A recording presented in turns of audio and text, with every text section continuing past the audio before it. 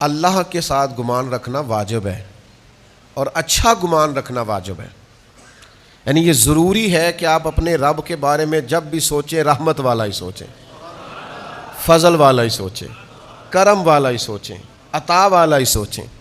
آپ کی سوچیں رحمت باری تعالیٰ کی طرف جب بھی بڑھیں تو آپ کا یہی خیال ہو کہ میرے اوپر کرم کی برکھا برسے.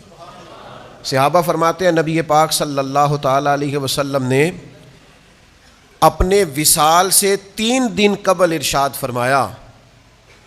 اللہ کے حبیب علیہ السلام جب دنیا سے پردہ فرما رہے تھے تو حضور صلی اللہ علیہ وسلم نے جو رخصت ہوتے وقت ظاہری پردہ کرتے وقت وصائے فرمائے، وصیتیں فرمائیں، تو 3 دن قبل حضرت جابر ابن عبداللہ فرماتے ہیں حضور نے ہمیں فرمایا تم میں سے کوئی بندہ دنیا سے نہ جائے، یعنی آخری دم تک تم میں سے ہر بندے کا یہ حال ہو کہ وہ اپنے رب کے ساتھ اچھا گمان رکھتا ہو.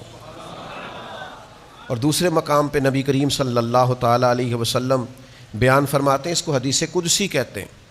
نبی پاک صلی اللہ تعالیٰ علیہ وسلم فرماتے ہیں اللہ تعالیٰ بندے کے ساتھ اسی طرح کا ہی معاملہ کرتا ہے جس طرح کا بندہ گمان کرتا ہے. اس لیے جب سوچوں میں مایوسیاں ہوتی ہیں نا تو پھر ڈرنا چاہیے کہ میری سوچ ہی مایوسی کی ہے. درویش کے پاس ایک شخص نے جا کے کہا تھا میرا خیرات کرنے کو بڑا دل کرتا ہے پر میرے پاس وسعت نہیں ہے. تو فقیر کہنے لگے تو خرچ کرنے کا ارادہ تو کر، رب طاقت بھی عطا کرے گا.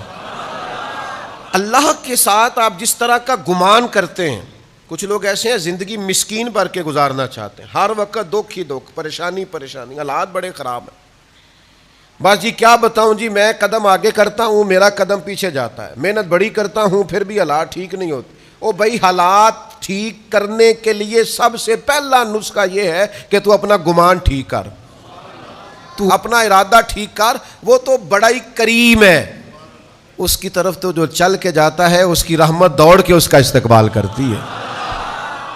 اچھا گمان، اچھی سوچے، رب جب بھی کرے گا فضل والا معاملہ ہی کرے گا، رحمت والا معاملہ ہی کرے گا.